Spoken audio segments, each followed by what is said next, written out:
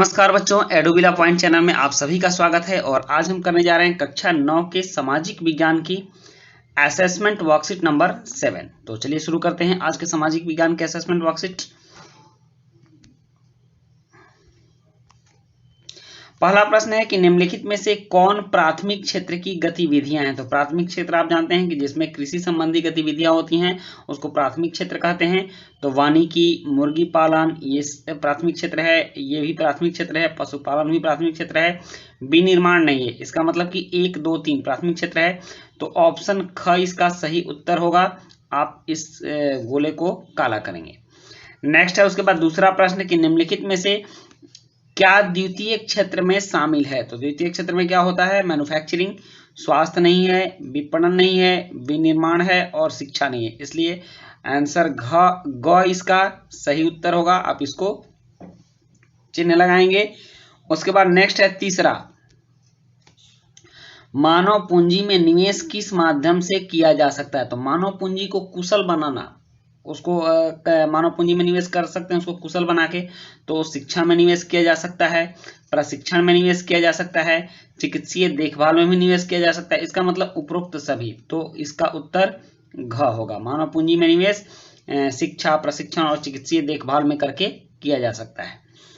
उसके बाद है चौथा कि सर्व शिक्षा अभियान का उद्देश्य किस आयु वर्ग के बच्चों में शिक्षा को बढ़ावा देना। तो 6 से 10 साल नहीं, 5 से 3 साल नहीं, 6 से 14 साल हाँ सही है ये, और 7 से 12 साल नहीं। तो सर्व शिक्षा अभियान 6 से 14 साल के आयु वर्ग के बच्चों को शिक्षा में बढ़ावा देने के लिए लागू की गई है।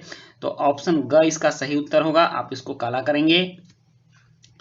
और उसके बाद नेक्स्ट है कि यदि किसी व्यक्ति को वर्ष के कुछ महीनों के दौरान रोजगार नहीं मिल पाता तो इसे किस प्रकार की बेरोजगारी कहा जाता है। पहला ऑप्शन है मौसमी बेरोजगारी, दूसरा है प्रच्छन्न बेरोजगारी, तीसरा है शिक्षित बेरोजगारी और चौथा है उपरोक्त में से कोई नहीं। तो ये मौसमी बेरोजगारी है। उत्तर क इसका सही होगा। उसके बाद नेक्स्ट है प्रश्न 6 की जनसंख्या की गुणवत्ता किस पर निर्भर करती है। तो जनसंख्या की गुणवत्ता साक्षरता दर पर निर्भर करती है, स्वास्थ्य पर निर्भर करती है, कौशल पर निर्भर करती है या उपरोक्त सभी पर निर्भर करती है। तो जनसंख्या की गुणवत्ता साक्षरता दर पर निर्भर करती है। यह हमेशा साक्षरता दर की चर्चा जनसंख्या में की गई रहती है। तो ऑप्शन क इसका सही उत्तर होगा। आप इसको काला करेंगे। नेक्स्ट है 7वां कि निम्नलिखित में से क्या तृतीय क्षेत्रक में शामिल है। तो तृतीय क्षेत्र मतलब सेवा क्षेत्र। तो मत्स्य पालन नहीं है, खेती नहीं है, खनन नहीं है, स्वास्थ्य सेवाएं यह सेवाएं हैं, इसलिए तृतीय क्षेत्र में है। तो ऑप्शन घ इसका सही उत्तर होगा। उसके बाद है स्वयं उपभोग क्या है।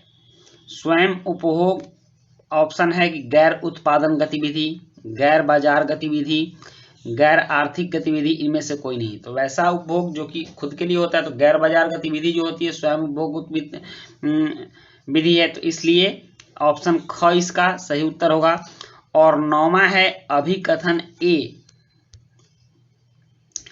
जनसंख्या की गुणवत्ता में सुधार होता है और वह एक बड़ा दायित्व बन जाता है।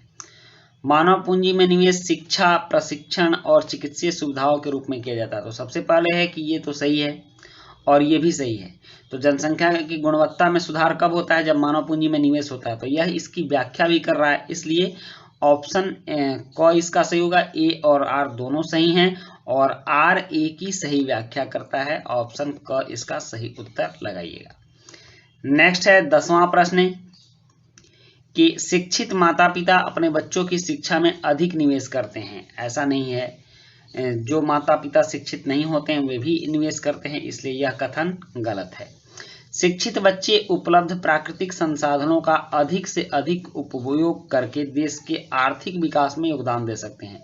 तो यह सही है और यह इसकी व्याख्या भी नहीं कर रहा। मतलब आर सही है, ए गलत है। तो ए गलत है, आर सही है, इसका मतलब ऑप्शन घ इसका सही उत्तर होगा। तो इस तरह से हम लोगों ने इसके आकलन कार्यपत्रक को भी किया और ये काफ़ी इंटरेस्टिंग भी था और इससे आपकी क्षमता को भी पता चलता है कि आप क्या जानते हैं। तो बच्चों ये आकलन कार्यपत्रक पूरा हुआ। मिलते हैं नेक्स्ट वर्कशीट में। Thank you.